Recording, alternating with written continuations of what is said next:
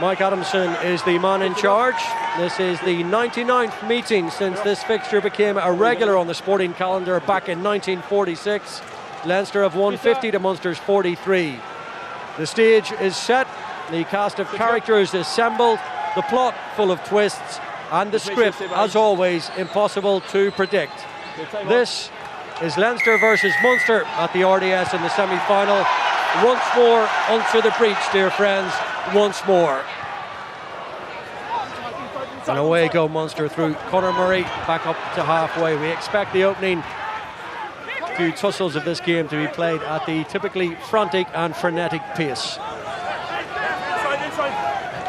Ryan gets his first little carry, and so too Devon Toner. Quick service from the Leinster scrum half McGrath, and Tadhg Furlong, who scored a try on his 100th appearance in Newcastle last weekend. Nice to see Josh van der Flier back into the thick of the action. He's the kind of player who doesn't need a warm-up game. He's passed all the protocols and exacting measures that Leinster insist on, having come back from a groin injury, and he's straight back into the fray. Jack Conan. Again, he was impressive at times last week. Gary Ringrose will have felt he didn't have one of his better games in Newcastle. He'd be keen to impress and put that behind him today. Sean Cronin driven back in the tackle. There's Ross Byrne. Very important that Ross Byrne has the kind of game he's had against Munster in recent times. That was very flat to Van der Flier, and it was well read by two, if not three, Munster defenders. Outstretched arm of the referee as Leinster look to make progress out on that far side with Lowe, and back inside it comes to Dave Carney, and all the way back we go. But what a start that was from the team in blue. Liam Cullen and Gordon Darcy with me today. Well, Conor, we learned last night from that form in the table can influence, but this fixture goes much deeper, where history has its part to play. There's so many subplots. Munster caught the kick-off. The Munster scrum half decided to keep it on play, and next thing, Leinster just build the phases. It's a huge strategy, huge tactic from Leinster, and they're getting the reward of a possible 3 points. Great opener for Leinster. Thank you. Push called. A statement of intent and a typically physical run from James Lowe, a man who has stamped his imprint all over this fixture. Good and bad.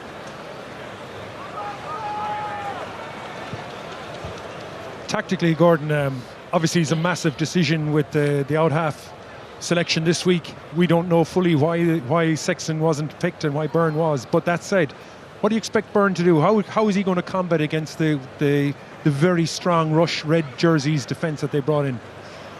Yeah, I think we'll get a good look at that. But I think the kicking game that he brings, that high line speed that we can see Munster in already, they're flooding that third, fourth, fifth defender channel. I'm looking for a really expansive or fast line speed at there, which is going to leave space in around the field, and no better man than this man lining up the kick to go for it to expose that.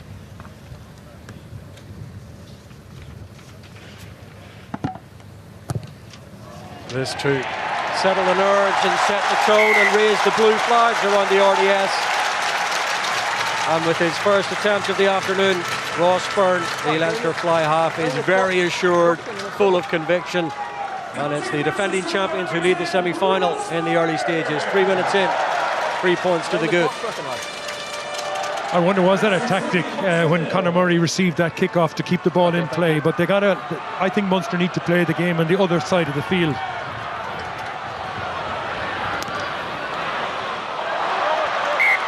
Ball was knocked on from James Ryan in the air. Went back first, then it was knocked on before he regathered. Knocked on. 37th meeting in this competition. Leinster with 22 wins to Munster's 14. Munster have won only 3 of 16 visits to Dublin, though, and not since 2008. Okay, start left. I see an instant kick-off from Munster there with Joey Carberry, and getting up for a little bit of luck for that, because when you go up and your tactic is to slap it back, and you can see the Leinster players having been a little bit, I suppose, have the benefit of playing Saracens last week. You see Gary Ringrose in that position to go, you know, if you want to go up, you want to slap it back, there's a 50-50 chance that one of our guys can be in there. It's very interesting to see the Munster backs lined up, 3 of them in behind the scrum, 3 very attack-minded individuals there as well. Carberry, Earls and Healy poised off the back of this scrummage, and it's at the feet of Arno Bota. Murray now, he goes to Carberry. Will there be a switch back inside where Earls was loitering instead. They come in off that right-hand flank. Quicker ball for Murray. Now it's a penalty coming here for Munster as they carry it up towards the 22 on the first little flashpoint. No surprise to see it's that man, James Lowe. Well, Conor Murray arrived to the breakdown as the scrum half. It doesn't matter what numbers on your back, but he was the scrum half in that instance. And he's free to play that ball without being impinged. A great reward for a pretty cool play. You spotted it, Gordon, before it happened, but to see Farrell getting the ball as he did, running at Leinster defenders, is pretty good. Like, looking at that, Conor Murray's entitled to play that ball without being interfered because he's not part of the breakdown. Yeah, you can see James Lowe just trying to get in. He wants to. You can see that little bit of niggle is still there, which is going to add that extra little spice to the game. And it's good to have it as long as it doesn't boil over. But you're absolutely right, Liam. When you see the players in behind the scrum like that, you know, once you get that strong platform to go for it, Chris Farrell out on the 15, coming at an angle, coming at pace, gets you up and it sets you and gets you on the front foot.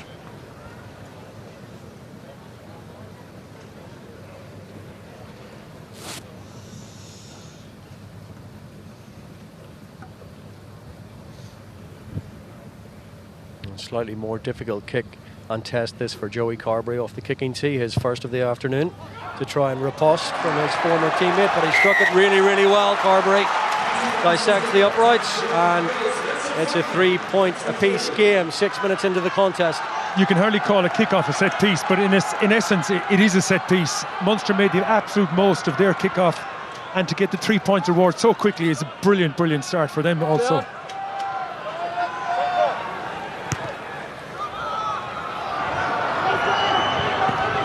Conway underneath this long restart from Byrne down into that far corner. Hold. 6.5 minutes in at this stage in the game in December down in Common Park. It had kicked off royally. Finn Reacherly, who was central to that, is on the bench, by the way, for Munster. No Billy Holland today in a late change, in case you missed that. Part of Munster's exit is conscious of there's 3 Leinster jerseys in the back field, so the kicking option is a bit more limited for them, so they're going to carry, and they're also playing into the wind as well. A double whammy. Yeah, probably for viewers at home, you're not seeing that the wind has picked up substantially since we started. We can see Conor Murray's box kick there just drifting nicely into the touchline. I can see Conor getting the most out of that wind. You see the touch judge flag there highlighting it, but he's keeping that ball in around the 5 metre line and letting the wind do the work. So an opportunity for Sean Cronin. We'll keep an eye on the big battles around the park all afternoon. Cronin against Niall Scannell, one of the interesting ones, not to mention Ross Byrne and Joey Carberry, and perhaps the 2 back rows. All the way over the top of Devon Toner. Furlong couldn't get his hands on it. It looked like it went forward, and it did. No! Don't stay. It's over. It's okay. It's over. That's a disappointing outcome for Leinster. They had a 6-man line out and they'd Conan out midfield. Obviously a pre-ordained move. Should we watch this and not talk rugby for a moment? Well, I said the back row battle might be interesting, and well, he ain't the back row, but he's certainly an enforcer, Klein. I think he brings enormous muscle, aggression, that kind of dirty type of aggression. I don't mean that in a legal sense, but just getting in the faces of the opposition. Tyke Byrne is someone they're going to be very, very aware of. That guy actually gets an awful lot of line-out steals. He's a line-out target himself. We've got 9 line-out steals this season so far in the competition. But just disappointing from the point of view, you hinted at it, Conor. The hooker slot from an Ireland point of view is open. We're seeing 2 top-class internationals playing today. Are they going to step up into that position? Are they going to fight? Who's going to be number 2? And most importantly, who's going to be number 1 for Ireland? Well, Conan perhaps just allowing a little bit too much for the ever-increasing breeze that's kicked up here around the RDS. Not his best delivery. Set. Hold. From that knock on the ball with Conor Murray. And there's a Munster penalty at scrum time here being wheeled around in the view of Mike Adamson. Not a popular decision, as you might expect from the Leinster faithful around us here in the stands. He's simply saying that Cian Healy in his exuberance gets outside John Ryan and gives a picture of the referee, so he has to stay scrummaging square. He actually got his hips out and gives a picture. The referee's standing right there inside him, and it's a relatively cheap penalty. That said, Leinster will feel pretty good about that scrum in terms of dominance. Just keep it good, straight. Hit the gap.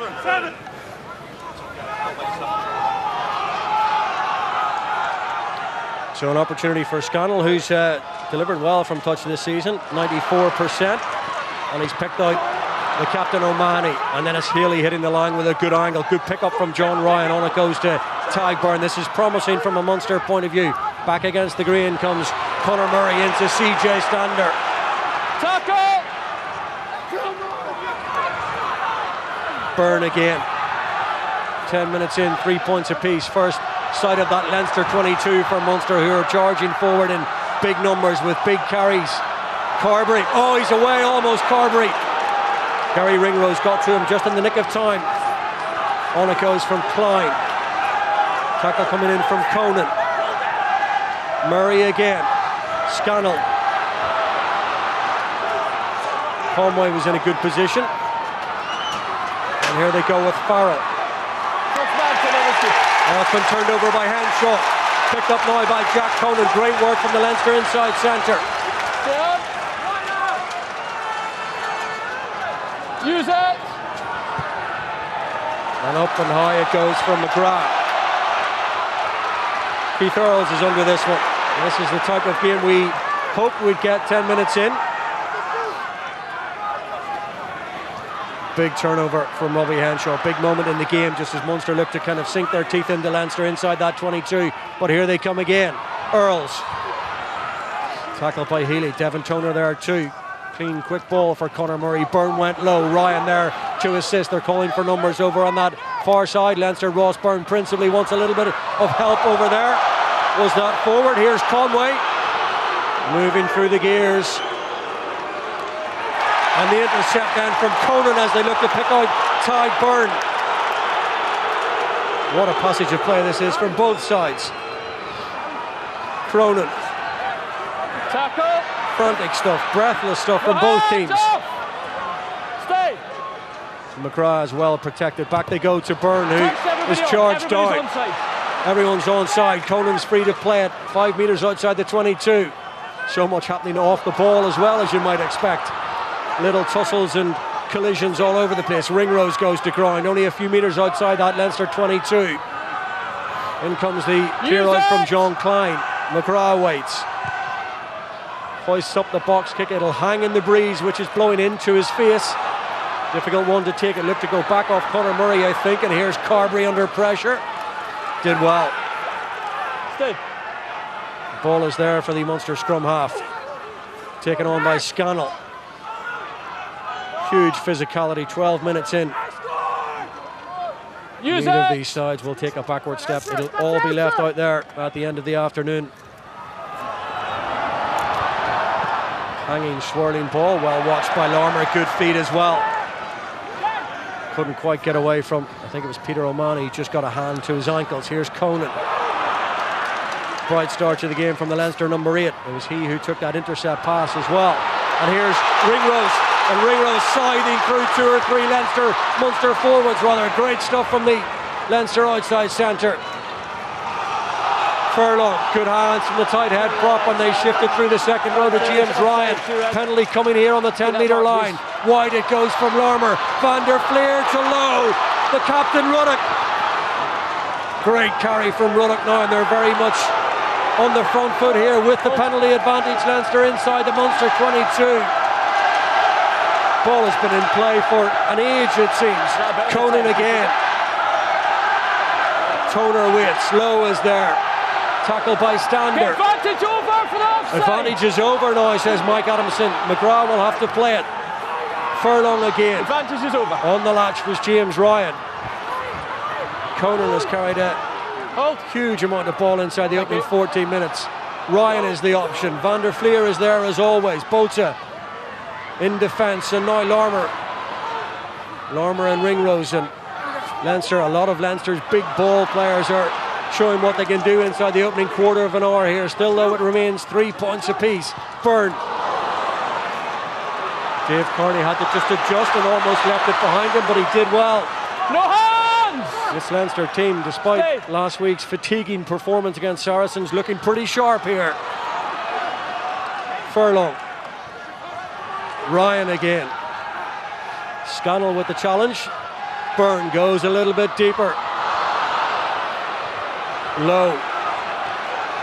Almost losing his shorts again as he did last week. And Paul looks to have been bundled into touch over on that far side eventually.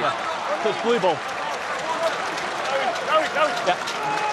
Well, where do you start, Gordon? Where do you start? There's so many talking points in that last 3, 4, 5 minutes. But Gary Ringrose spotting that the two players defending him, one was Kilcoyne and one was Botha. Stepping off the outside of the foot, the acceleration, and then just the acceleration. The lead players in behind him, you can see it here now. We can see Ringrose, and that's the follow through on the tackle. Is it from Conor Murray leaving his teammates out to dry there by breaking that defensive channel? Leaves it. You don't need to offer Gary Ringrose a second opportunity to take a gap like that. And Leinster just go 60 metres, go down the length of the field, and Munster give away a penalty to go back in, and Leinster keep going after it again and again and again, and just can't squeeze anything else out of it. But he mightn't have known exactly who the forwards were, but he would have been aware that there was forwards in the midfield. He was lucky there was a prop in that sense, and he exposed it. There was enough space being left to him to attack. He mightn't have known them, identified them, but he certainly knew that there was an opportunity and he took it. Well, I think it's more the fact that Conor was so intent on making that hit regardless of the outcome, and if that's the mindset that Munster have, Leinster have to be willing and have to be ready for the opportunity when it presents them. Yes, it felt like the ball was in play for an age there. There was a little bit of collateral damage. There was a bit of treatment for Keith Earl, so too Sean Cronin. Just make sure he gets the ground before Peter O'Mahony, as you saw. Leave the lifters. Ball turnover back and forth between both sets of players. 6 man. Just get your timing right. Okay. I think it's probably worth noting as well that when Leinster managed to get the break up the front. Oh, they've gone short here with Cronin. Back inside to Van der Fleer. Bundled into touch right by that corner fly. But that was clever between open side and hooker. Cronin alive to the threat that maybe Munster just had switched off for a fraction of a second. It's going to be a 22. No. Of course, when we mentioned this game just doesn't stop. But we mentioned earlier in commentary the importance of Tadhg Byrne and Peter O'Mahony sealing in the air. Of course they are. So that's the strategy Leinster have come up and said, listen, you can battle us in the air, but here's a little option we have available to us. You saw the dexterity of the decision and also the execution. A great opportunity from Cronin and his open side. And James Ryan did really well in that exchange. He was so alive to what Cronin was thinking. Jack, get in with me. And 16 minutes have flown by here. We've barely had time to catch our breath, mostly because we've seen players like Lormer seen plenty of ball. That'll be frustrating for the Leinster pack there. Done an awful lot of good work in around the front. We've just seen Larmour here. You can see what he's trying to do. The idea is okay. He's trying to pick a hole. He's gone. Munster have got a good defensive line, and the opportunity hasn't opened, and he's tried to force it. This is something we've been probably very positive about Jordan Larmour his whole season, that he hasn't tried to force it. So, you know, that's an unusual pass for him, I think. Not to mention with the wind behind him, he has the opportunity of just saying, okay, you're under pressure, we put the ball back in your 22 and see what you do to get out of there. So that option is always there for him.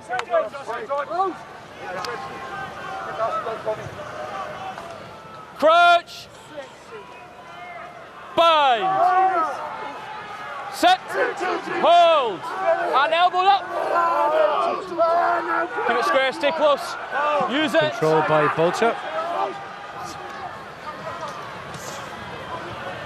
And this time it's Scannell going into that first receiver channel. Oh, he's fine. Ball back with Conor Murray here. Taken on by Tadhg Byrne. Got a try in the game back in October at the Aviva. Carberry asking the question of the Leinster fullback. Lormer is equal to the task, and that's a pretty good return kick. It's actually just drifted into touch quite a ways back. Conor Murray just making the point to the assistant referee on this near side. Yeah, just where it crosses the line. Yeah, it's just the arc of the ball. Sent it into touch some 30-40 metres downfield. Numbers 6.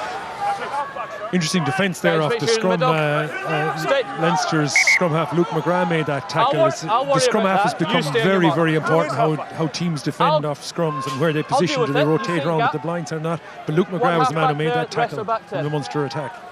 Hold. Scannell to a 5-man Munster line out off the fingertips of Tadhg Byrne and into the arms of CJ Stander. Ryan running straight and hard at Cian Healy. Another seismic collision. Carberry. And for somebody who hasn't played any rugby for a couple of months, he looks pretty sharp, the Munster number 10. And looking pretty strong is Chris Farrell. Healy, can he find a way outside of Henshaw? Running straight into James Lowe. Byrne. He's out to the side. Carberry. Good service into Klein.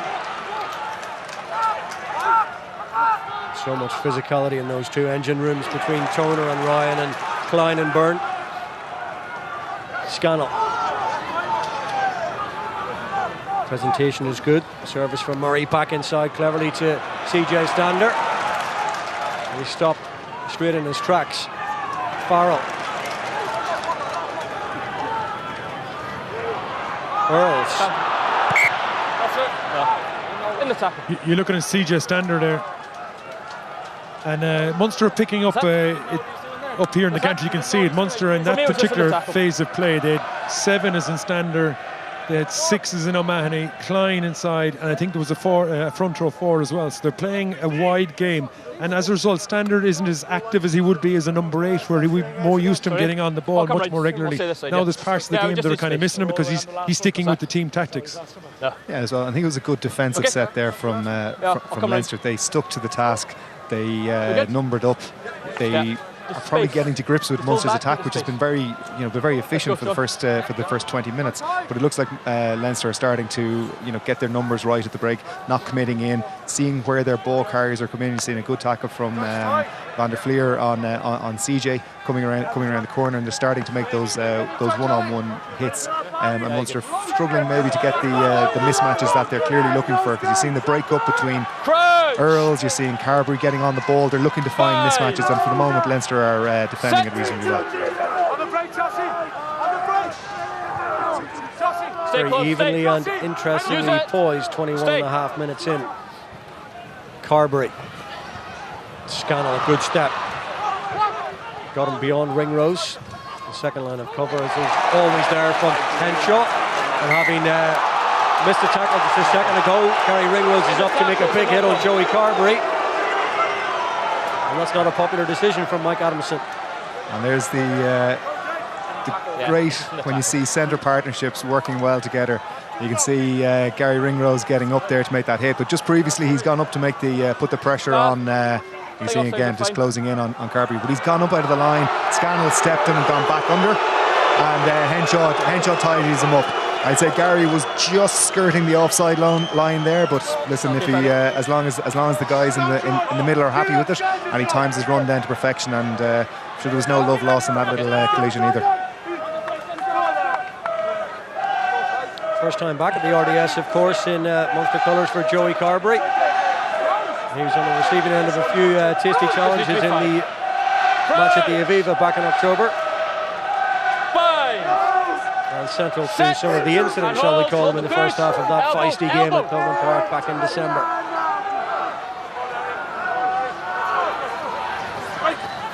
And what can they manufacture here? They go wide a little bit earlier on this occasion to Healy via Farrell. And he's done well, Healy.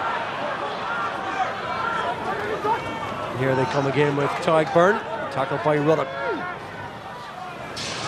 Scannell again. He's shown well in the opening 23 minutes here. Murray again, oh, lovely flat pass to Byrne.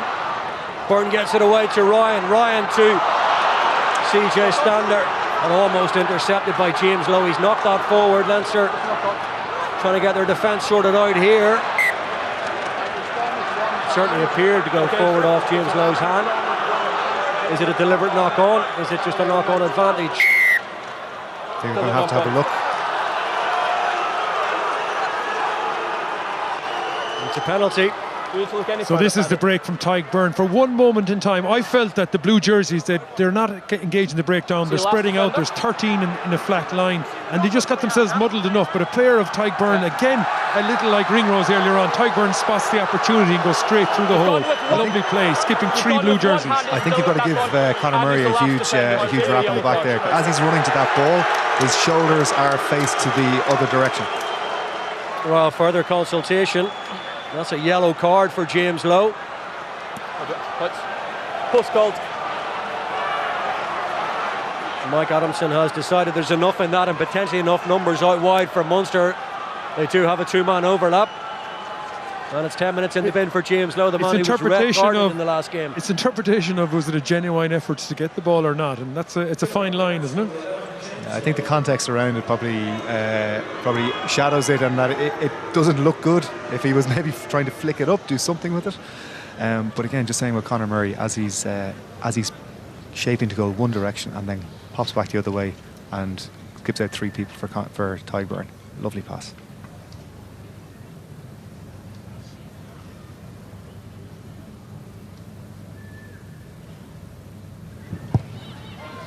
Almost identical position from where he kicked the first penalty, and he's absolutely spot on with the second. He's kicked very well from the tee this season. He's up at around 87%, which is a big improvement year on year for Joey Carberry, and Munster lead. Remember, tactically, if the scoreboard stays like this for the remainder of the half, Munster can adjust their tactics entirely in the second half with the wind behind them if the wind stays as it is. Interesting. James Lowe obviously made a decision, and he goes in to try and to ride in the back the ball. He's got Ross Byrne just kicking off here. There was a 4-man overlap for Munster there, so it's an interesting question for somebody like you probably ask him to act. Does he leave it? Does he stay? Does he tackle him, or does he try and defend and not give up? Which do you prefer to have? Do you prefer to have your 15 players on the field and give up potentially 7 points? Well, certainly if one of them is him, you want him on the pitch. Very truly. And Munster, of course, it goes without saying, will try and turn the screw here with the man advantage. How many? 6. 6 man. Leinster in. Okay. Fine. Off the top from Rhys Ruddock this time, picked up by Luke McGrath. Conan. McGrath, and it goes to Devon Toner. Dave Kilcoyne makes a good challenge on his Ireland teammate. Leinster on the Munster 10-metre line. It was intended for Gary Ringrose. It's been knocked on, and can Munster fashion something from the turnover here with Tyke Byrne? The ball's gone loose as he looked to place it. Robbie Henshaw was in there. Back we go for the knock on. Having run that move numerous times in the centre, you're looking to get the ball to the 12 and have that option of hitting the 13 short or giving the 10 on the wraparound.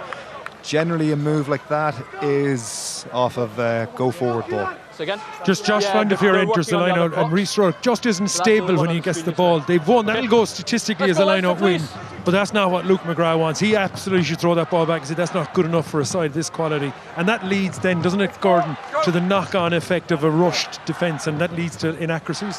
Yeah, and going through with the move as opposed to going, we're actually getting knocked back here. This is slow to very slow ball. We need to try and either get momentum or look for where the space is, but there definitely wasn't space where they're giving it there. Looking for Henshaw or Ringrose to try and win collisions on the back foot is a big ask.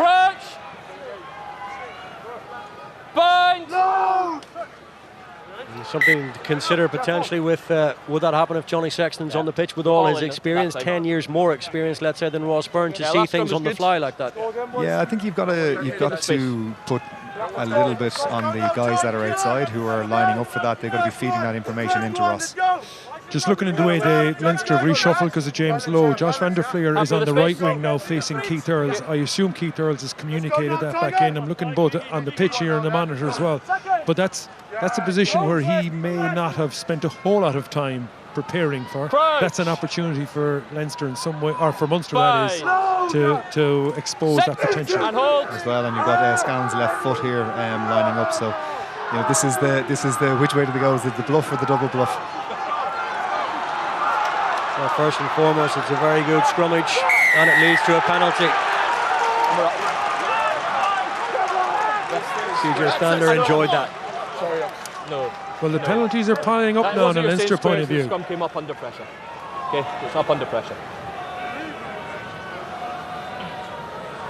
The cohesion matched by the power of the 128 in Munster Red. Really good stuff from the forwards. One of those energizers, isn't that what you call them, Liam? Absolutely. But it's all working out supremely well for Munster. There's a lot of variety, much more variety in their game than we've seen the last number of weeks. But things are beginning to take hold, and Leinster's ill-discipline in terms of the penalty, but also just the functionality of what they're trying to achieve is slightly ill-disciplined. I think so as well, and the way Munster are managing the game, the momentum in it. I think Joey's been really smart in how the resources that he's asking his forwards to do. And he's sharing the load between the pack and the outside backs. Let's go. That's a little bit loose. Good spoiling work done by James Ryan, and it leads to a line-out turnover for Leinster, picked up by Cian Healy. Devin Toner showing good feet, nice little step. Ryan again. Ruddock.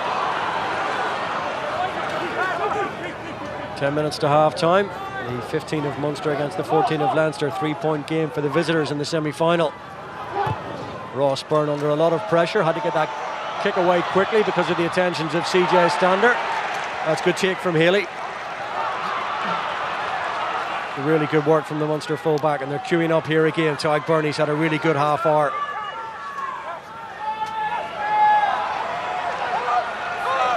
It's another good carry from a player who's having a fascinating season.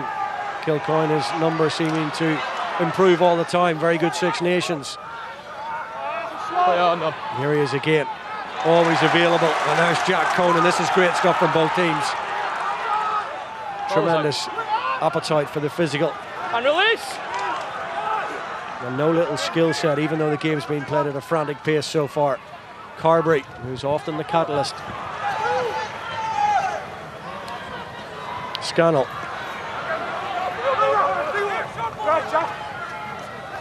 And here they come with Stander. It's good physicality from Henshaw. And Healy too. It's there for Conor Murray. Healy. I thought about the pass to Scannell, who'd kind of cut back in against the grain. And there they go to Klein now. Tackle from Van der Fleer will be hard to shift from there. Penalty turnover. And that's what Josh Van der Fleer brings to the party. Well, that's a fantastic turnover, and exactly what you want from that man, Josh Van der Fleer, and it just shows maybe the balance in the Leinster back row maybe a little bit better. We've seen Klein carrying the ball in here, Josh getting his hands out and doing exactly the textbook 7 there. But just looking at the Leinster defensive line there and the Munster attackers, their first receiver, their ball carrier just seems to have a little bit more time on the ball when you compare to the Munster line speed. That the Leinster players are having to kick when they don't want to, maybe passing when they don't want to. Just seems like Leinster are not getting their defensive line up as much now. They get the turnover, but I feel they could definitely be looking at that lead. Absolutely, and I think the two, if you saw on the monitor there, the replay of that line out, I think both Munster and Leinster's line out are consumed by the opposition's ability to challenge them, and it's almost paralysing them in a way. Like, that was a total misfunction. I think it was Tyke Byrne was in mid and Klein was in front of him. Klein stepped out, Byrne came forward, and no front lifter. So he didn't get into the air at all, and we've seen Leinster's line out struggle as well. I think keep it simple, get the ball in quickly and get it away quickly would be one possible option. But that one when Klein carried into the breakdown, he had a red jersey near him. So Rory O'Loughlin in while Robbie Henshaw gets assessed for a HIA. I got it. I was in line. Leinster back on the offensive. You know that. Here. Open. Open, Munster. 7 wins in the last 9 games against Munster. Hold. For Leinster. And a good take from Much Devin better. Toner. Quick in, quick out. And quickly back to Sean Cronin, the man who scored 39 tries in Leinster colours. Extremely prolific. Offside, Mike. You can see it there in the manner. The hindmost foot is almost abandoned this season, but that's a very obvious one. Penalty advantage for the offside. Can Leinster take full advantage? And we'll go back for Offside, number 7.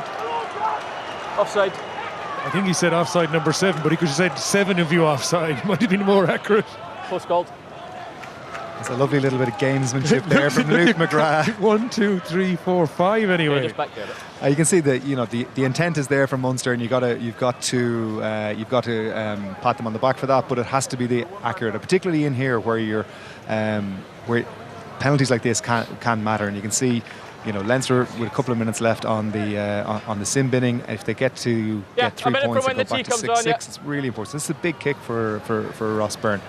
But again, from a line-out management, I don't know who's actually managing the Leinster line-out.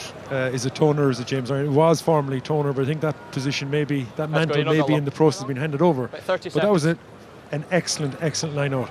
Get the ball in quick, get it to the highest, tallest target you can, get it down, set up a maul, and then you're looking for those scores. In this case, Leinster, with the man in the bin, are conscious they're burning the clock and potentially getting 3 points at the same time.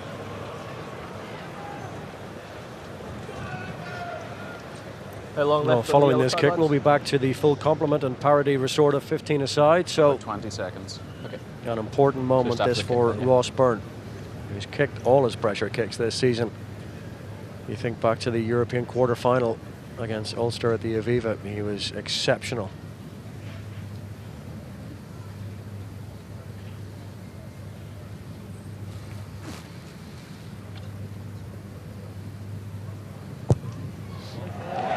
Seemed to strike that very cleanly, and lots of conviction behind it, and so far 34 and a half minutes in, it's the tale of the 2 10s at the RDS in the semi-final. 6 points apiece, 2 penalties for Byrne, 2 penalties for Carberry. And James Lowe is back in.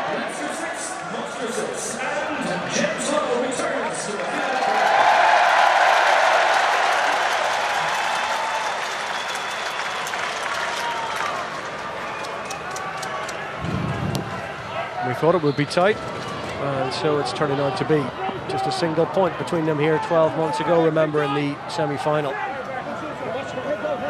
Stay. Very different game to one we saw at Scotsman between Glasgow and Ulster last night in the first semi-final. Glasgow awaiting the winners of today's clash, don't forget. At Celtic Park in Glasgow next Saturday. Use it. Leave them now. Glasgow have beaten both these sides in the Pro 14 this season. Mike Haley underneath this one. Mike Haley got away from Rory O'Loughlin. There for Conor Murray. Kilcoyne wants it, Carberry gets it. Farrell has it, and in comes Scannell. Just as Leinster were looking to turn that over from Van der Fleer again. Principal protagonist in there. That's a couple against his game, and that's a high challenge. And away goes McGrath.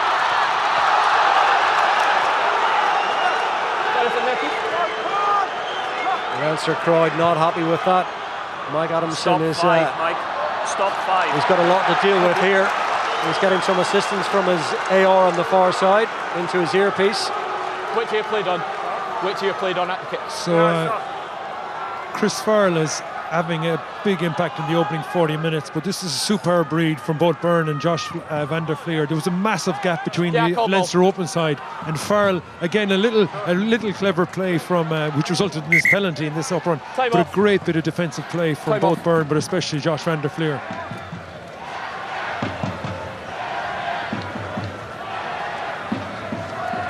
Some attention, meantime, for Joey Carberry in the centre of the pitch. Yeah. High tackle on 9 after the tackle though as well. Oh, I didn't see that. There's a high tackle, I'm sure there was somewhere in among all of that. He took the tap, and there's a guy running next to him, but he didn't try and tackle him. Okay. But your 9 just kind of ran into him and handed him off, so it's a play on there. Carberry seems to be okay, which is good news for Munster. Just reflecting on last night's game, 50 points or 70 points in total or whatever it was. This is 12 points, but this is such a vastly better game to watch. So much going on, so many little battles. Oh, okay, time back on, Daddy. In the middle, into the middle. Thank you.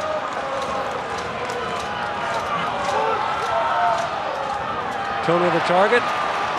Oh. And that's another good take from Toner. Back on this man here.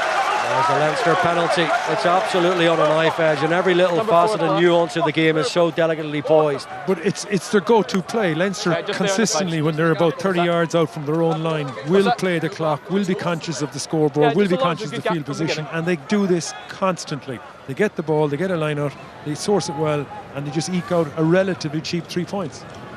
But 2.5, lads. 2.5. 2.5 minutes to half time. You can hear Mike Adamson telling the players, There you go. Yeah. can they be separated going into the sheds at half time? It's Leinster in the Hold the gap. ascendancy in terms of field position, but only just. Can they manufacture something from the line out, a long way out from that Munster line? Stay. 4 penalties to show for their efforts so far.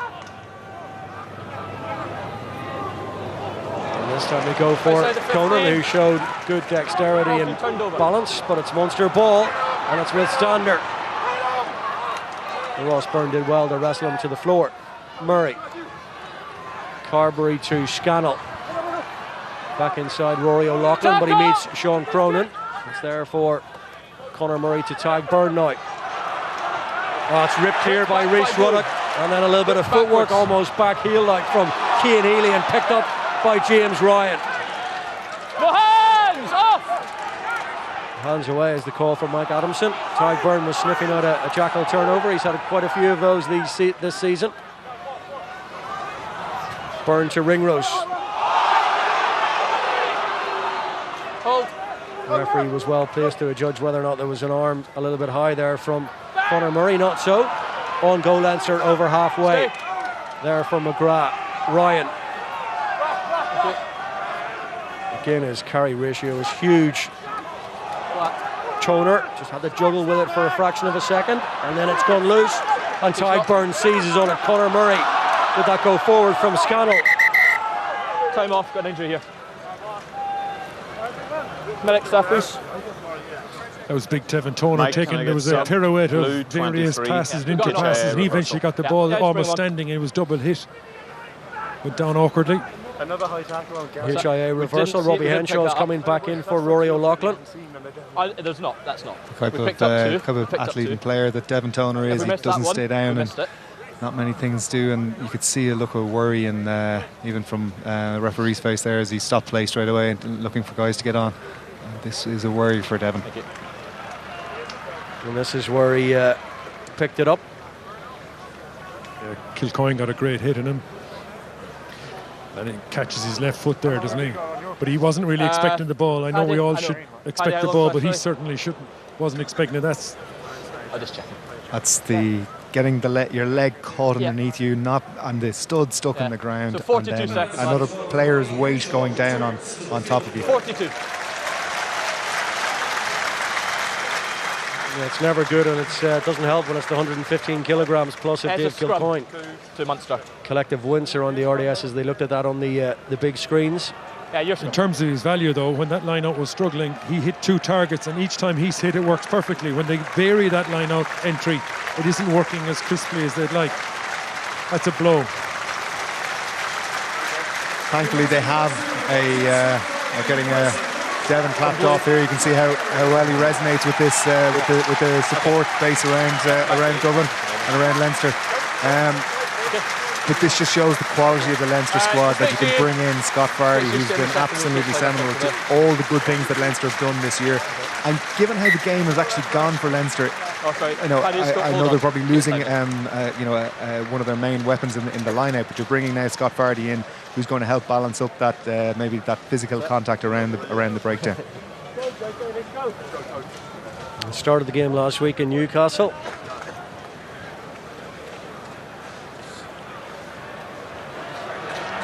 So concern for Devin Toner, and we wish him a speedy recovery. Let's hope it's not too serious.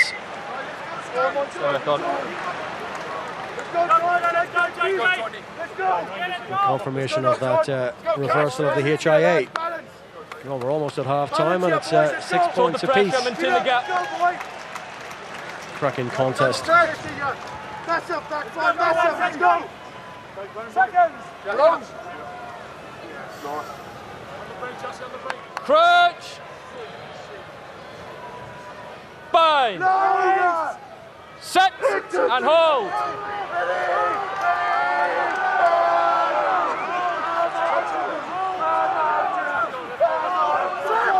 Colcha waits and they're seeking out another penalty here. Munster has been swings and roundabouts at scrum time. Same thing they did on the other Both front rows up. I've stopped. Yeah, It's pretty obvious. they came up.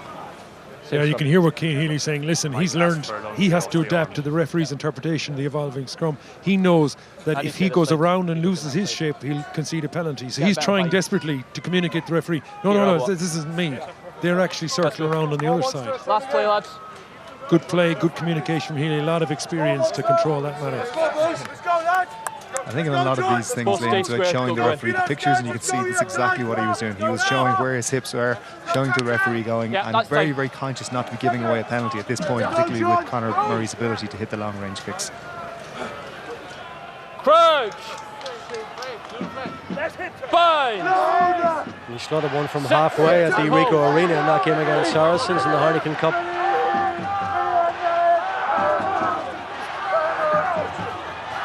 Play the ball! Murray encouraged to play it, and he did. And Carberry gets it away to Farrell. Farrell made it inside Ross Byrne. And here they come with Tyg Byrne. Tackle from Ruddock. Picked up by Kilcoyne, and off he goes. No little ballast about the loose head prop forward, Dave Kilcoyne. In fairness, Luke McGrath, he made that tackle on Scannell. Yes, they're seeking out those kind of mismatches all across the park, as Jack Conan was on Joey Carberry there. Scannell, Niall Scannell. Back to it. Murray missing out Healy, ducked out of the way of it, let it go through to his captain O'Mahony. Clock is long since been in the red, so this will be the final passage of play, you feel. That's Vardy over it. Carberry can't quite get Healy into any space. Ruddock made sure of that. Leinster penalty here. Cian Healy over it. No let up in the effort from either side. Defences have been excellent throughout. Darce, it seems that Joey Carberry, with all his intent, is it that he doesn't have the options available to him, that he's been hit, that just the lines, the depth of himself, but more importantly, his options aren't coming in at the... Why is he being caught in possession? Well, I think it's a combination of a couple of things. There's some good defensive sets from Leinster, good collisions, not having to put too many resources into it, so they're able to number up. When Leinster are numbering up and you have that confidence from the outside, and you can see Jack Conan, he's got his hand up in the air saying, I have Carberry, I have Carberry.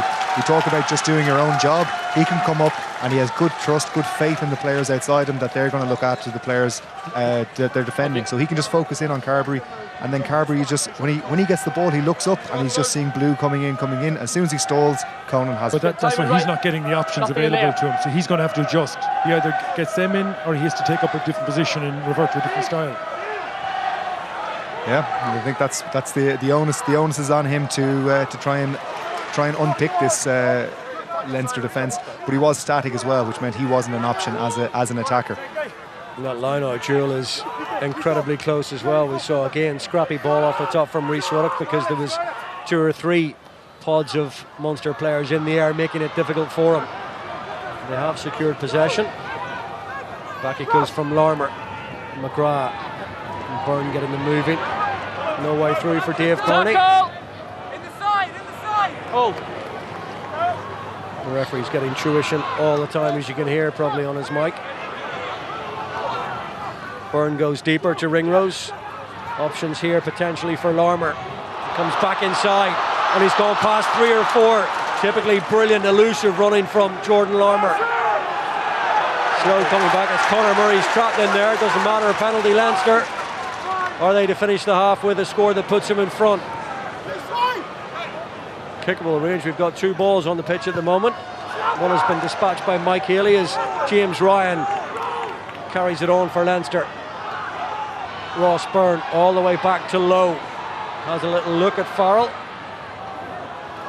And he gets his pass away to Larmour. No advantage coming for Leinster, and we will have a penalty, a kickable penalty potentially to separate the sides at half-time. Yeah, just a roll. Isn't it amazing to watch Leinster slip back into that mode of championship team where they understand they get a penalty inside in around their 22 and they kick to touch and they just keep building, hunting for this opportunity, and ultimately getting this 3 points is going to separate the side. Quality play from Leinster. Bit of the tackle, held on as to you can see, ended up on the wrong side. As Larmour just skirts back inside, you can see the eagerness from the Munster defenders to try and, but their shoulders are all pointed downfield. They're all so desperate to make defence that they dropped their defensive shape. And then Larmour, you can see Ringrose as well. They're just trying to pick and look and hunt for those little gaps. And Munster have given them 2 in this game, and Leinster have taken both of them. Yeah, he's looked very sharp, Jordan Larmour.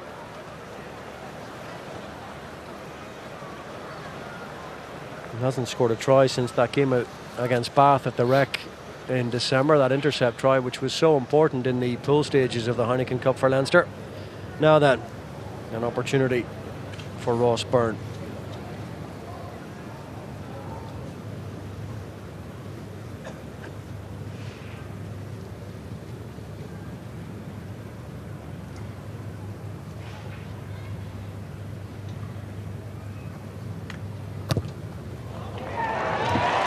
And again, he's 100% spot on off the kicking tee, Ross Byrne. And the man who has stepped into this semi-final in the absence of the World Player of the Year, who's on the bench and in reserve, has done really well. And it's his 3rd penalty of the afternoon that separates Leinster and Munster at half-time in the Guinness PRO14 semi-final. 3 penalties for Ross Byrne, 2 for Joey Carbery. It's anyone's match as we await the second 40 minutes. Good half at the RDS. Leinster lead Munster 9 points to 6.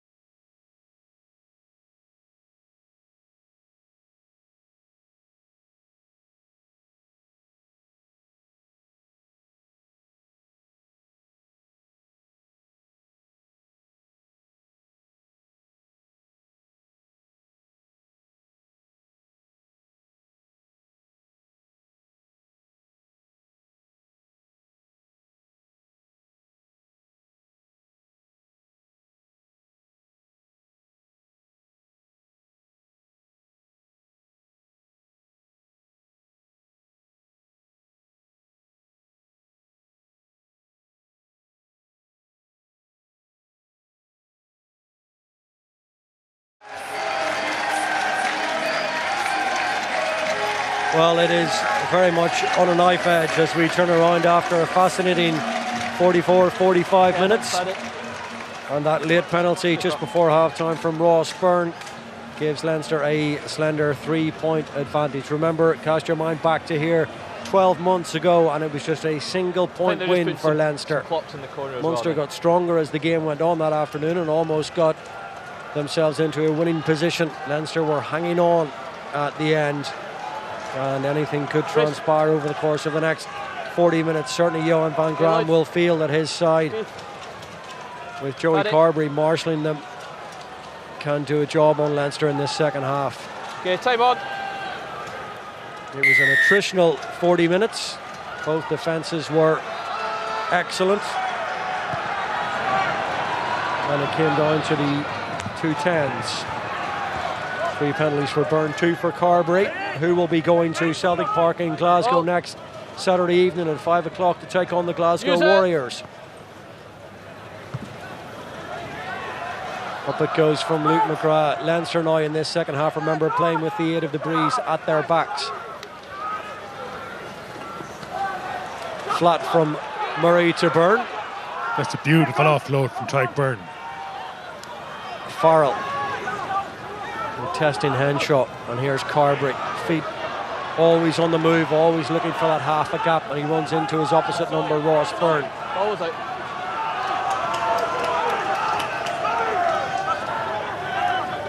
Murray again now to Scannell. Scott Vardy in for Devon Toner, in case you're just joining us for this second half. John Ryan.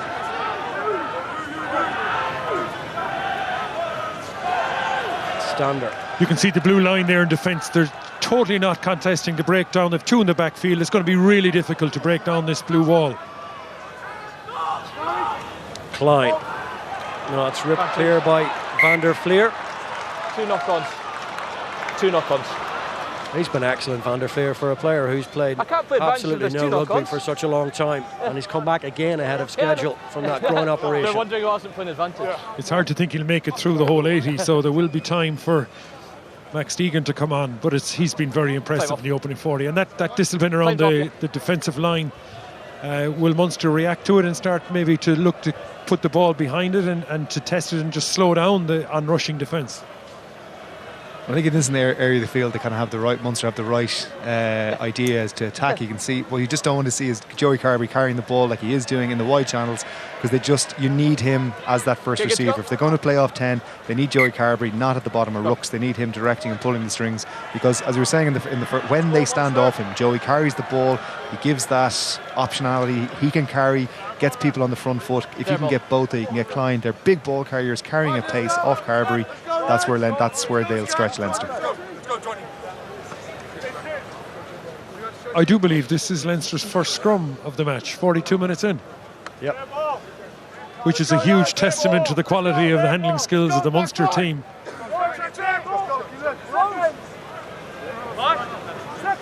Suddenly got built-in balance. Considerably greyer overhead and darker at the RDS.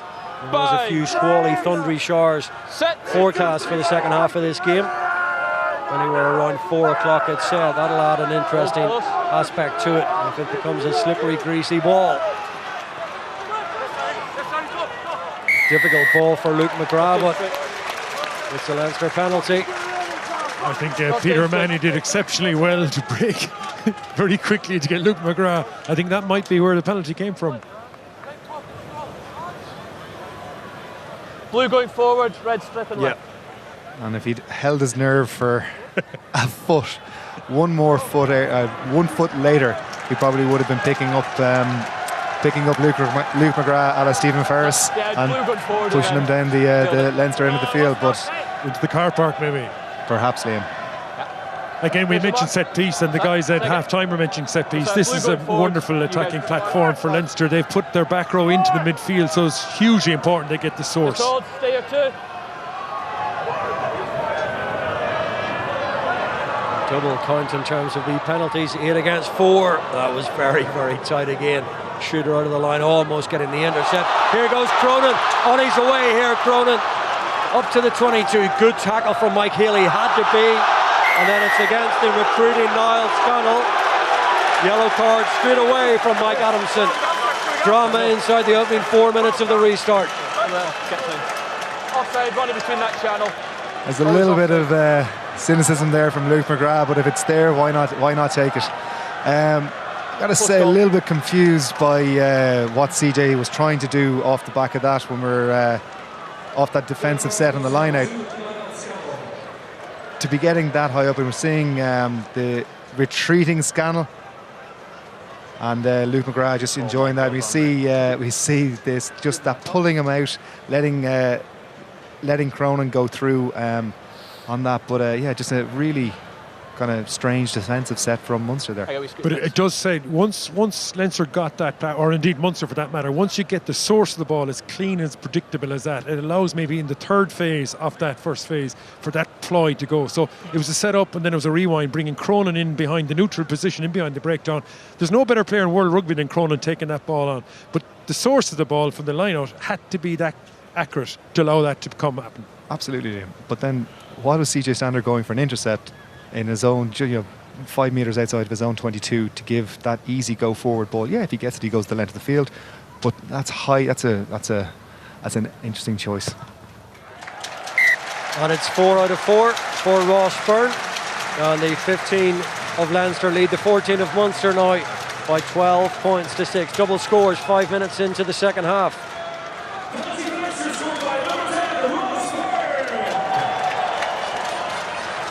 And so they're heading towards double figures. Munster, they'll need to try and curtail that penalty count.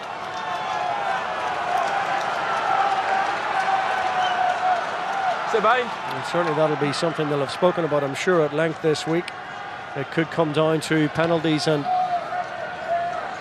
conceding penalties in dangerous areas of the pitch. And they're heading towards double figures.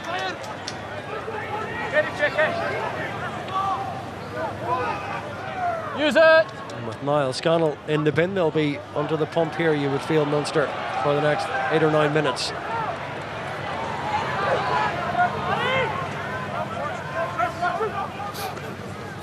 Bota, they need to get him involved in the game. Some of those typically robust carries. Look that. Carberry just looking to turn Leinster around. He's measured that exceptionally well. That's absolutely brilliant from Joey Carberry. Exactly what Munster needed at this point in time. Did that get a touch in the kick? I'm not entirely sure. Yeah, marks on the face. Get the gap. How many? We did talk about that. We did talk about when do you start changing the game? When do you try and bang your head a little bit smarter rather than harder? And it's a great kick. A little bit of luck. I think Luke McGrath thought it was going to run dead. And great bit of play. And a sloppy penalty from Munster there. James Ryan took it pretty well, but Tadhg was jumping across, so it is a penalty.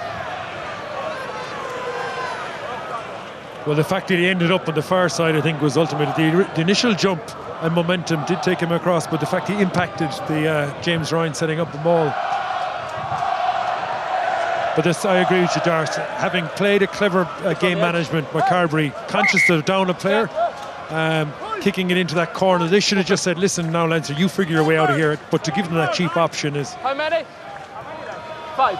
And Sean O'Brien, bottom left of your picture, just carrying a little bit of a knock into this week, so not risked. Which means, of course, he's played his last game in Leinster colours at the RDS. Munster ball here in prime position. And they've got it into the South African Bota. Taken on by Kilcoyne, driven back by Van der Fleer. Vardy's over it, but Leinster secure it. Taken on by Stander, great carry into the 22 and pick up from John Klein as well.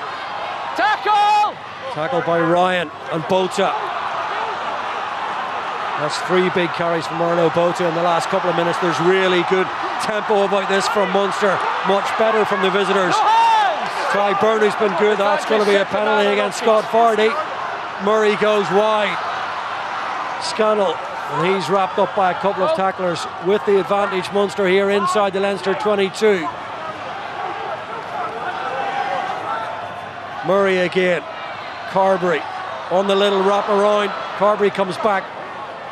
Conway. Good tackle from McGrath, no advantage. Penalty coming.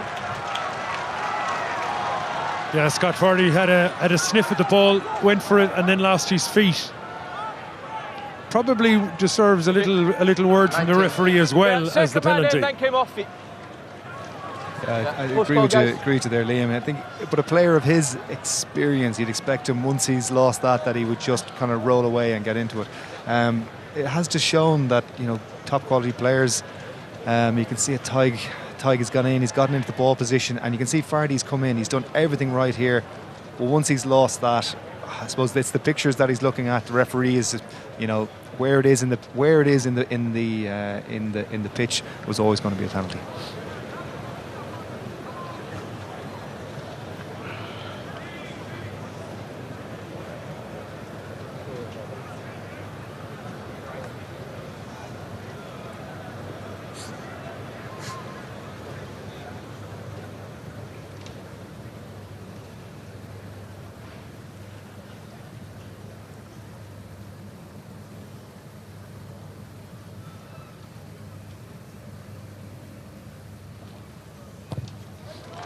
And the simplest of tasks for Joey Carberry to bring Munster back to within 3 points of Leinster. 12 points to 9, 10 minutes gone in the second half.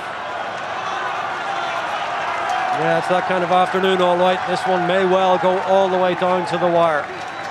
The wire being extra time as well, so we better prepare for that. Stranger things have happened, for sure. Very little in it. That was a really good passage of play from Munster. Tireless again, as always, from Keith Earls. But I think your point is well made as we watch Munster exit. The fact that they carried one man around the edge is the one way of combating this 13-man wide defence. I think Munster, in the right field position, can utilise that as another tactic. Get around the edges, keep powering one quick pick, one clean, quick pick, and keep powering forward. It's a little bit of a miscue from Conor Murray. Ball's going forward off Scott Fardy and picked up here by Arno Bota, who's come out all guns blazing in the second half for Munster. Deeper they go to Carberry, dinks one through. 2 or 3 runners going through there, taken from Luke McGrath. And away comes Ruddock.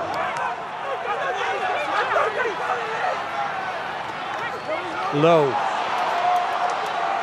Carberry goes in, tries to rip it clear from the Kiwi. Don't push the ball into his track. McGrath gets it to Ross Byrne, no way through. Henshaw and Ringrose to his left-hand side. And here comes Lowe. McGrath will dig it out and find his tight head prop, Tadhg Furlong. And Ross Byrne goes deeper to Ringrose. Henshaw. Can he find a little bit of space? Almost up to the 22. Through it goes, difficult for Healy from the kick from Byrne. Munster back on their own 5-metre line. They need to execute an exit strategy here. Murray waits, wants a little bit of protection. They're going to try and run it clear for now at least. And there's where they do have the left boot of Scannell. That's a really, really good kick. That's gone into touch over on that far side. That's brilliant from the inside centre. Huge kick.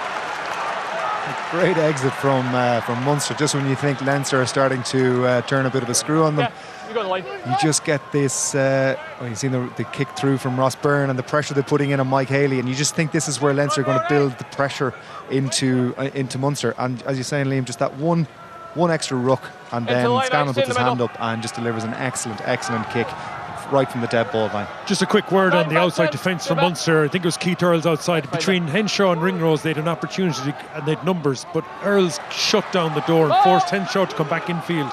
Good, clever outside defence from Earls.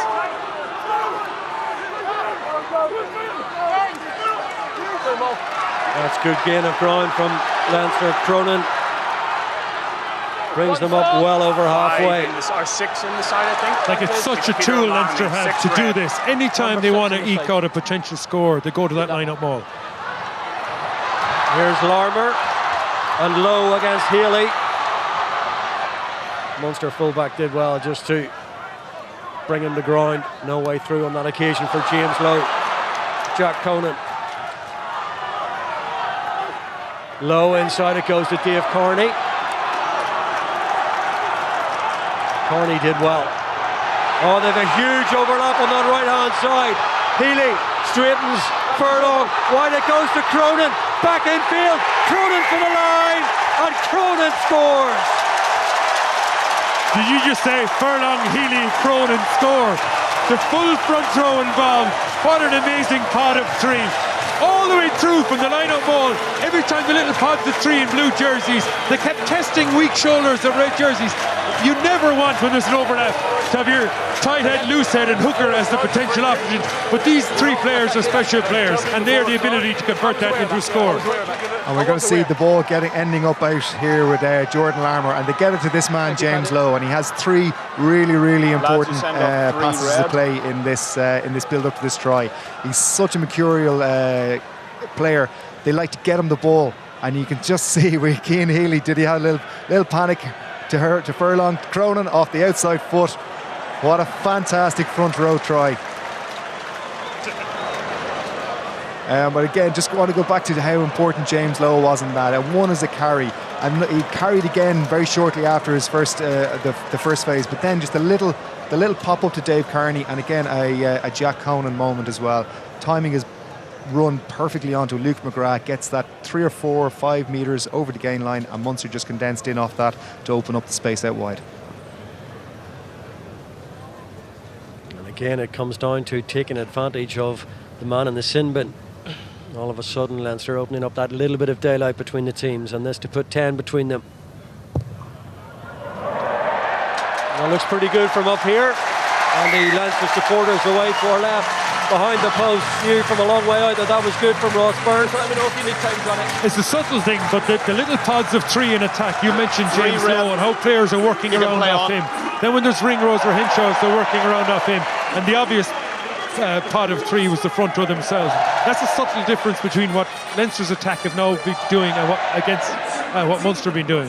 And by the way, the World Player of the Year has just come in for the man who's kicked that conversion. So Ross Byrne flawless on the kicking tee today. 5 out of 5, 56 minutes in, and Johnny Sexton is in for the remainder of this game. It's outside, carried back in. Probably something that goes kind of unsaid is the skill level that's going through on the Leinster players at the moment, and big credit going to Stuart Lancaster in the way that they're comfortable on the ball. In the air, offside, on the ball, and you see that perfectly with a front row try out wide. Against red? Against red. Okay. Knock on. I hate this. I really hate this law, because when a player knocks the ball on, and if you're in an offside position and play that, then you're offside, obviously. But when it happens and you're a foot away, and your reaction time is like a nanosecond, you're almost just take the ball by instinct. It's a very cruel penalty. Time off. But you're still offside, so I empathise with you, Liam. I do, I empathise. But if you're offside, you're offside.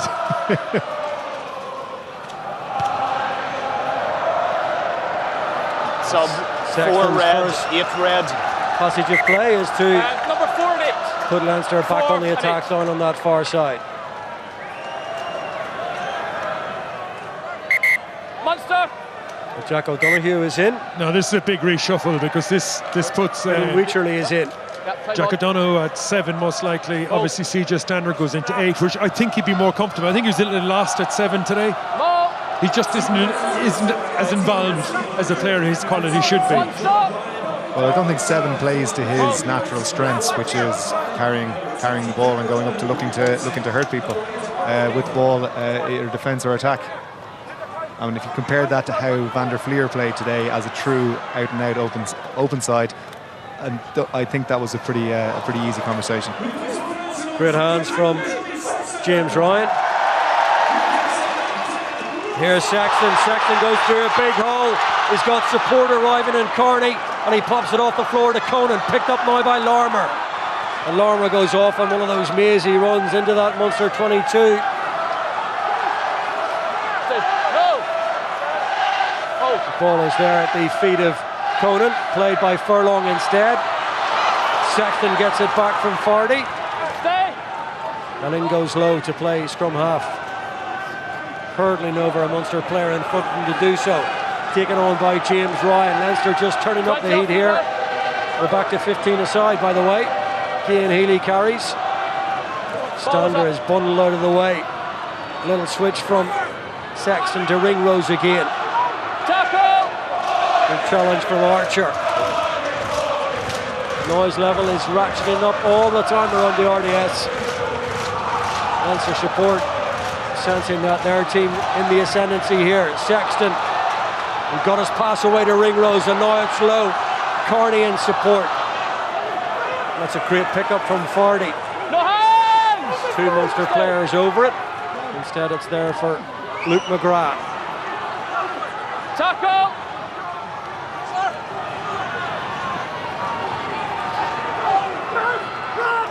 Don't hold them. No, the ball's there. Don't hold them in. Sexton comes back this way to Ruddock. Ripped clear by Tadhg Byrne, but it's there for Luke McGrath. Bounce pass, which is always difficult to defend. And Jordan Larmour looking to use his feet to get around Chris Farrell, but Farrell ripped it clear only to the try scorer, Cronin into Gary Ringrose. Ryan. Sexton too low. Can't quite get away from the clutches of Chris Farrell. No hands! No hands! Rock It's forward. one of those typical multi-phase attacks from Leinster, just patience and purposeful, waiting for the opening to arise. On goes Ryan again. Sexton. And they were looking for Henshaw, ball didn't go to hand. Popped up by O'Mahony. Is there a way through for Haley here? Back it goes instead to O'Donoghue. Not forward. Back for the knock-on. That's a knock-on there for me. Okay, there's certain details that go missing in a game of this ferocity. But watch Cian Healy's entry here, and Van der Fleer, look at this for quality clear-out.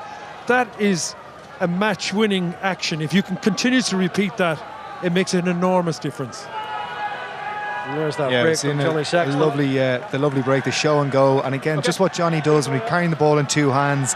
He's always got the heads up, he's got the eye, he's got burn, Nice he's so sub. burn on the inside because he's looking at 1, Tyke Furlong, 2, he's watching. and 3. That's what Johnny Sexton Farrell does, carrying that ball in two hands. 1, 2, He's playing 3. heads up rugby, what's in front of him. And again, you can just see Gary Ringrose playing into the Henshaw play in there as well. But there seems to be a little bit of energy about Leinster now since the introduction of Sexton. And the try-scoring triumvirate, shall we call them, Cian Healy, Sean Cronin and Tadhg Furlong, have been replaced by Messrs Brian and Ed Byrne and Andrew Porter. But from an underage point of view, for kids who are playing the game, what Josh Van der Fleer did is of such importance. But what that front row did, simply converting an opportunity, passing to the guy beside you, making the proper pass and executing it, those two skills are so important as you transition up through the systems. Absolutely. The game rewards size at the moment because you can run, you can win collisions, but when you see the least path of resistance is being just the simplest skill, catch and pass, and when you see guys like that who are traditionally not the most referred to as the most skilled players executing those skills brilliantly, it's absolutely wonderful to see.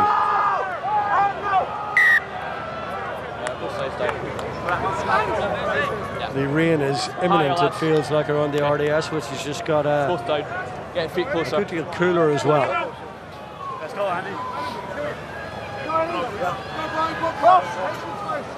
Immensely difficult place to come and win a semi-final. That's why Leinster have only lost one down the years, and that was the Scarlets a couple of seasons ago, who then turned up a week or so later down the road to the Aviva and beat Munster in the final. Crunch. Bind. Set. Hold.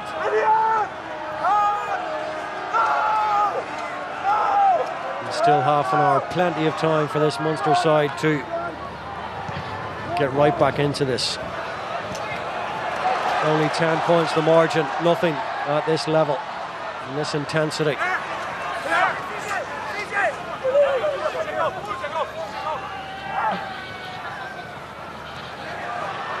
Here's Ringrose. Oh, it's been blocked down, and then it just wouldn't go to hand rather for Scannell.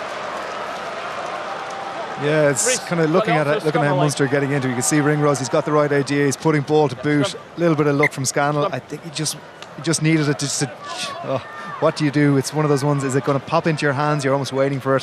Put the boot to ball. You need to put they need to put the pressure on from Leinster in there. But I was watching the covering players. There was a couple of speedsters in view, but the covering players were front five players. So if that did pop up, he had a great chance to score under the post.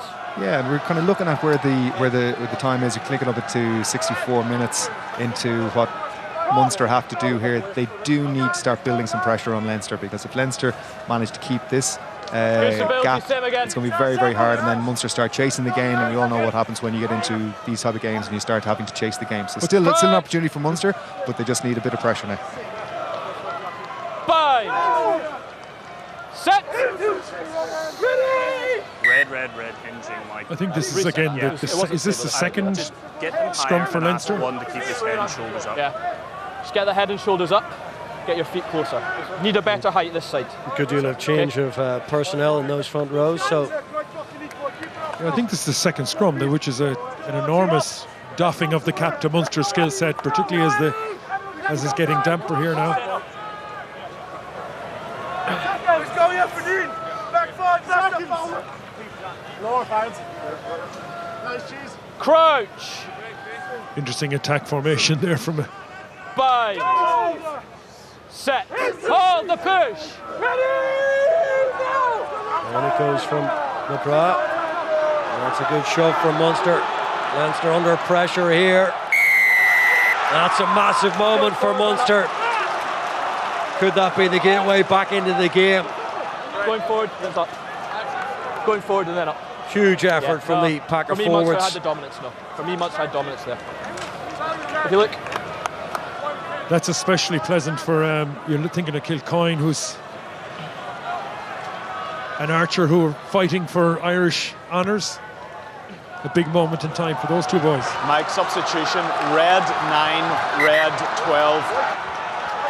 Showing the right ambition from Munster. They need to get a try. They're going into their, I suppose, their return from when they get into the 22 hasn't been great for this, or scoring opportunities hasn't been great. So this is definitely an opportunity. The last time they were here giving away a penalty, so taking the advice you were giving Leinster in the first half, Liam, Munster need to get this ball in, get it out as quick and as effortlessly as possible. Albie Mathewson will be coming in very shortly, but not just yet. Conor Murray still on. The line out from Scannell taken by the Munster captain, Peter O'Mahony. Don't change your mind. Okay, Murray use it waits. now. Munster finding it difficult to make any progress. Here's Scannell. Tackle and release. Sexton makes the tackle. Munster get the ball to Brown, and on they come with O'Donoghue. Plenty of energy around that carry, and that's good from Niall Scannell. There for Conor Murray, working the short side with Farrell. He runs into Fardy and Sexton. That's quicker from Murray now to CJ Stander. Better this for Munster. Ball's available. Move.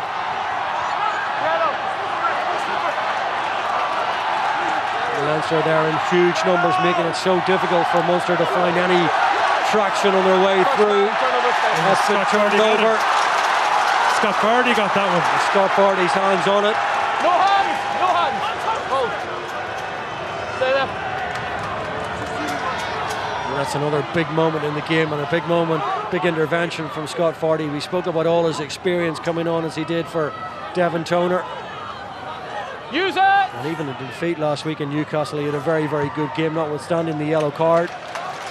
When you think back to the superb scrum penalty that Kilcoyne, Archer and Scannell earned for their team, that's a shame that the line-out went well. It was a good setup. Yeah. But when it went to multiple faces, you got to protect the ball carrier, you got to beat the shoulders, and in that occasion Scott Fardy, who's a taller man, won the battle of the shoulders. Not even that, Liam, it's also the one-off carry.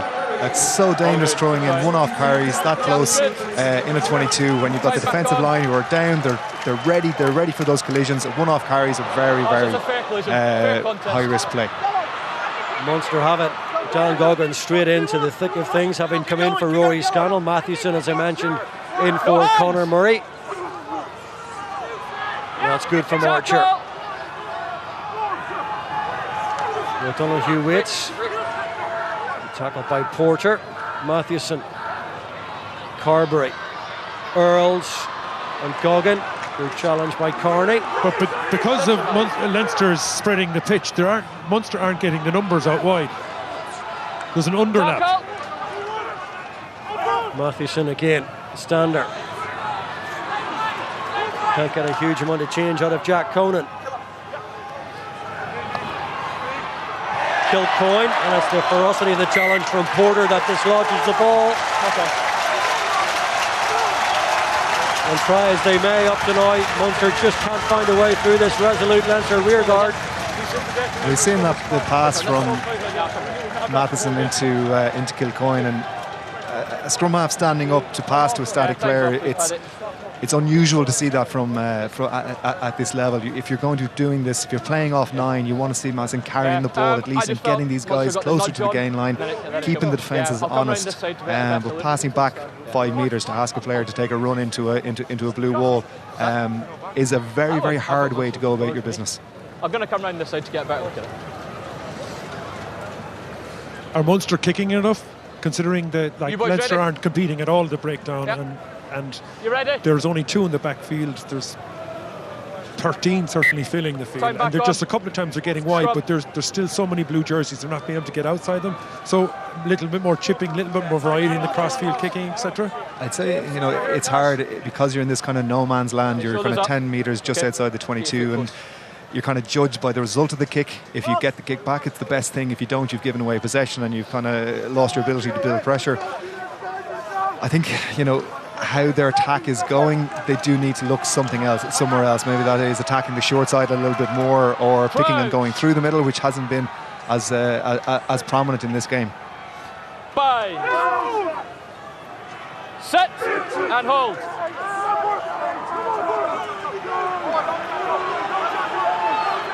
Ten-point game, 10 minutes to go, and a Leinster penalty. The scrum has been very, very interesting all afternoon. The balance of power has fluctuated back and forth. Hinging.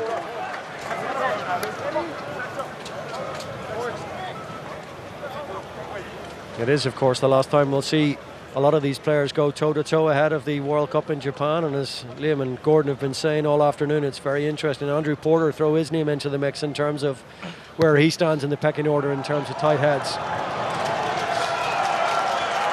It's the Leinster front row who have come out on top on that one, and as a result they're back up to halfway.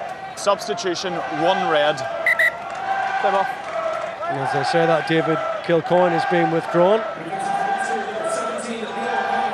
Big change. So Liam O'Connor is in. Okay, just get the timing right.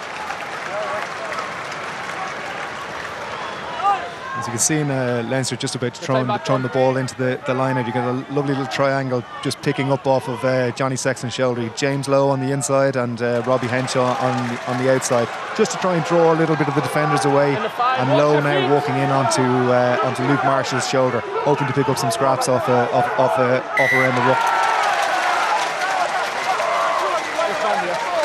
Ball not coming back, but Leinster do get the penalty. And all the while, the clock now is very quickly becoming the Munster enemy. Leinster are very adapted, running the clock down and playing the percentages in this kind of position. 10-point advantage, 10 minutes to go. Sean Cronan's try so far looks like it's poised to be the difference between the teams, but as we know from so many occasions when these two meet, there's going to be some drama left in the game. 9. And it's the Munster bound Leinster scrum half Nick McCarthy who's replacing Luke McGrath. Hold. Okay, time back on. Leinster line out. Fair contest. Don't change. And it's Brian Byrne who has it. And it's Leinster making progress. Same ball. Byrne breaks away. Mathewson stops him. Porter.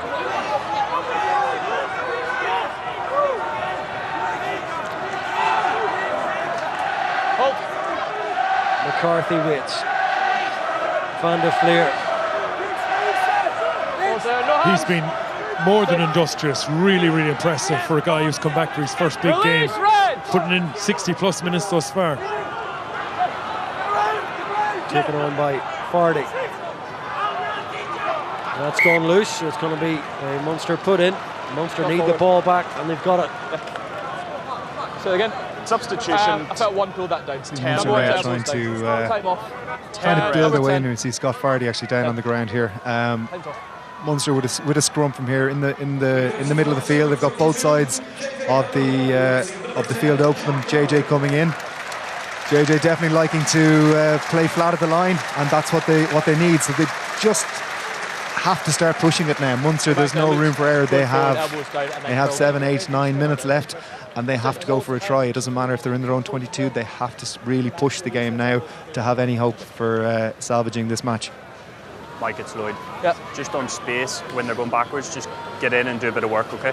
Yeah, just round the fringes, is it? Yeah, just push them. Raleigh was the match winner, wasn't he, off the bench in the quarter-final playoff, JJ Hanrahan, with that monster kick from almost halfway against Benetton.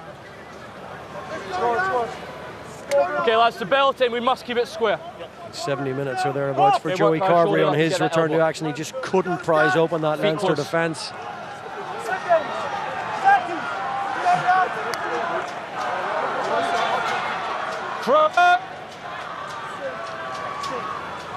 Bind. Set. Hold.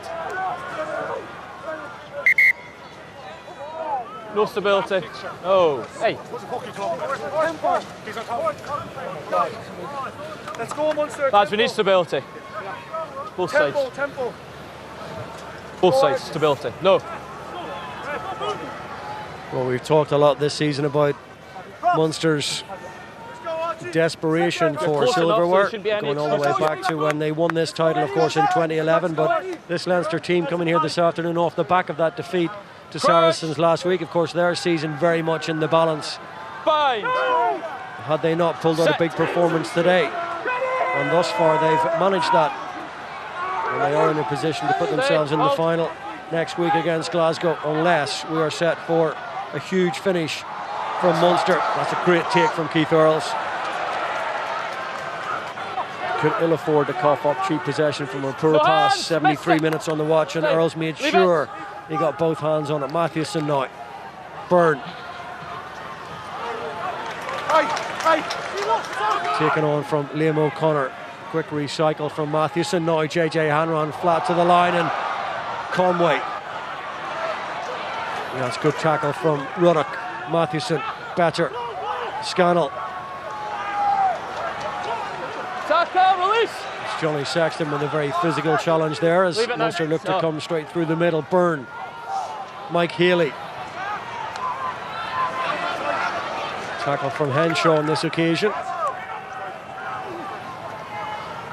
Stander. A little roll of the dice on that Munster back row today from Johan van Graan to put Stander at 7 and Botha at 8.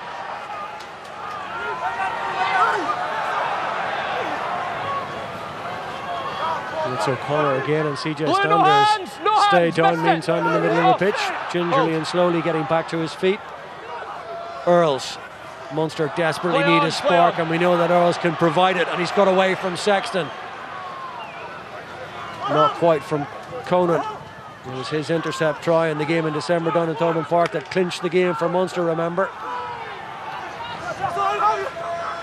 Hanrahan.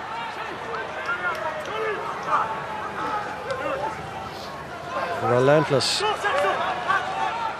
pressure from that Leinster defence. There's a penalty there against Johnny Sexton, taken quickly by Mathewson. They need to get to him and around him. Conway. Stander was calling for it. Mathewson took responsibility and control of the situation, gets it away to Archer. Did well, the scrum half. Porter's over it. It was a difficult man to shift, but Munster managed it. Now here they come again.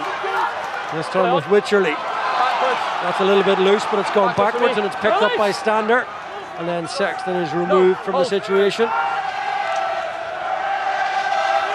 Hanrahan finding Liam O'Connor. 5 minutes to go, 10-point the margin in favour of Leinster. Are the champions on the way to the final to defend their crown, or can Munster find something in the dying embers of the game?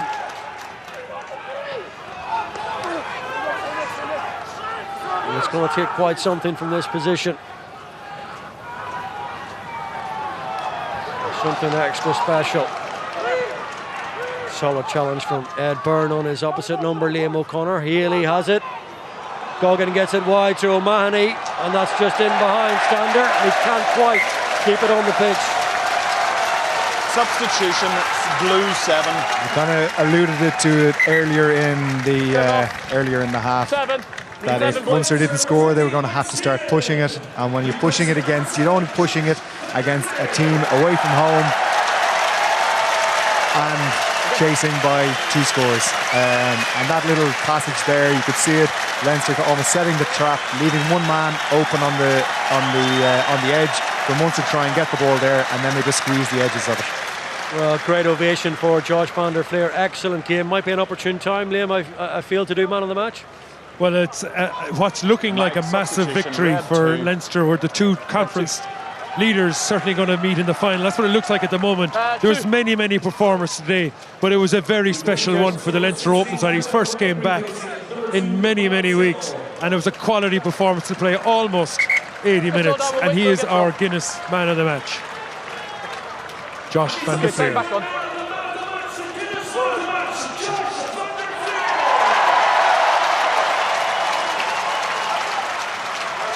Popular decision around the RDS. Just only on the body, no hands. Blue, release it, Yeah, red, it's great to release see it. him back. Release it, red. No. He's showing his Leave him. importance, as he always does. He's had so many setbacks through injury in the last couple of seasons or Use so. it. Use it now. All down to Leinster now just to see out the last 3 or 4 minutes or so. Conway. Munster, really, when you think back over the 77 minutes, they've had precious few good opportunities to try and get in for 5 or 7 points. Stay. Leave it. Sorry, set piece. Kevin O'Byrne is in, by the way. James Lowe. Leinster have the ball back. And surely now you feel that's the game up for Munster. Carried on by James Ryan. Conan's over it. Conan's had a great game. Leinster marching on to that final in Glasgow at Celtic Park next week against Glasgow. A team, of course, who won here just a few weeks ago at the RDS, the Glasgow Warriors. That will be a fascinating final. It's going to be another trophyless season for Munster, and Leinster will have an opportunity to Use it. find a silver lining after the disappointment of last week in the European decider. No. Red, leave it. 2 minutes to go, 10 points the margin. Yeah, you're looking at the difference between the sides today, and there's precious little difference. Both sides struggle in set piece at line out and scrum time. There was 50-50s all over the place. But the ultimate difference is Leinster had a defensive system that Munster were unable to really unlock. And at times, there was precious few opportunities for Leinster as well. But their ability and their skill set in pods of 3 to be able to ask questions of the red jersey defenders shone in that moment in time when multiple phases brought the Leinster front row into pass, score. And apart from that, it was maybe how to beat the opposite defence, and maybe that's the difference between the sides today. Yeah, can I add to that as well a little bit, that Leinster's ability to break the gain line and get those 4 or 5 metres in behind at crucial moments meant that they were on the front foot, and that was the difference for the Leinster's ability to score that try. And Munster, when they were in, and that's probably the 1 or 2 players that Munster are missing in their squad. So for all of CJ's incredible attributes, they just need that dynamism, a Jack Conan, somebody who can just slip a tackle, go over and get that quick ball. CJ's, it's very attritional, and it's quite can be a little slow medium ball. Someone like Jack, whoever that is for Munster, whoever they find, and when they get that ability to create quick ball, that's when this team will look really, really different. Well, and the team selection, of course, as well, having CJ Stander at 7 in the first instance, he certainly looks more comfortable in the number 8 jersey. No, it's fine. A quick shot of the current Munster coaching ticket. Of course, it's the end of the road for Felix Jones and Jerry Flannery after tonight's game. It's an interesting summer ahead for Munster. No, time's off. Yeah. I want you to keep your shoulders They'll have up. their inquests and inquisitions as to why today didn't turn out any better than it did. They've given their all. You cannot fault them one iota for that, but again, they've come up short. Yeah, good tight. 11 years and counting for a win against Leinster at the RDS in Dublin. Time back on. And it's another semi-final defeat. It's going to be 5 out of 5 away from home down the years for Munster, and they've lost them all. 5.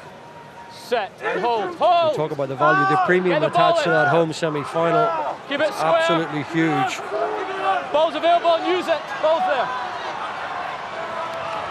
And here come Leinster potentially with Lowe looking to stand up through.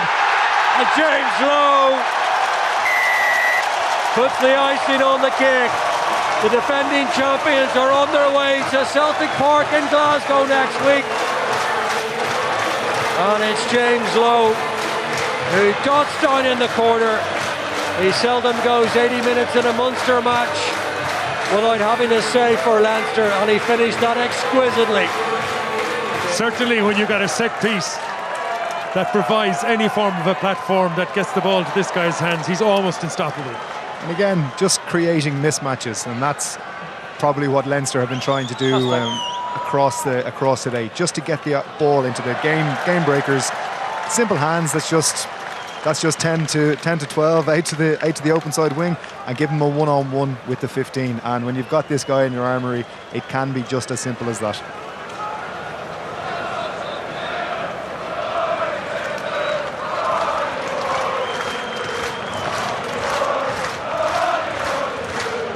Right on 80 minutes.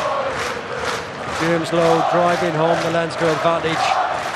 So many of these games between Leinster and Munster in recent times have come down to a single point or a single score, and it was very, very tight for a long, long passage of this game up to that Sean Cronin try, which gave Leinster breathing space at 17-9.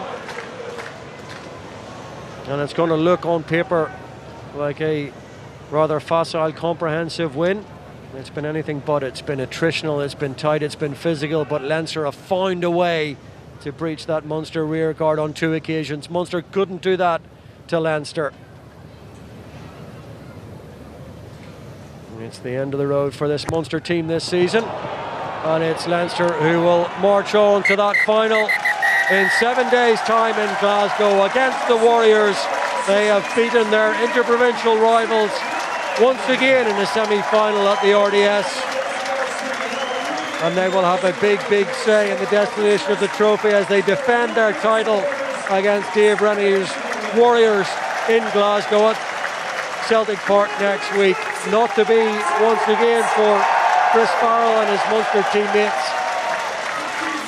Leinster have Munster's number once again. 2 tries in the match from Sean Cronin and James Lowe, and 4 out of 4 from the boot of Ross Byrne. Just 3 penalties to show for their efforts from Joey Carberry. Leaves the final score at the RDS. Leinster 24, Munster 9.